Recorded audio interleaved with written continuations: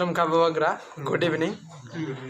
हम आपको बहुत बहुत धन्यवाद देना चाहता हूँ। बात यह है कि आपकी वजह से हम लोग को मदद मिला है, और इतना मदद मिला है हम लोग कभी सोचा भी नहीं था।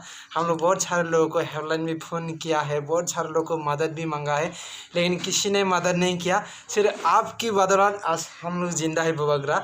आज हम लोग जो भी है सिर्फ आपकी वजह से, आपकी वजह से हम लोग को बहुत मदद मिला है, और हम लोग ये कभी नहीं बोलेंगे।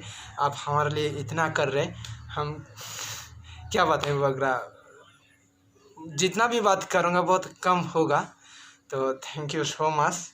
आप हमारे लिए भगवान है, और हम हमेशा यही बोलते रहेंगे, बुवाग्रा जय हो। नमस्कार बुवाग्रा।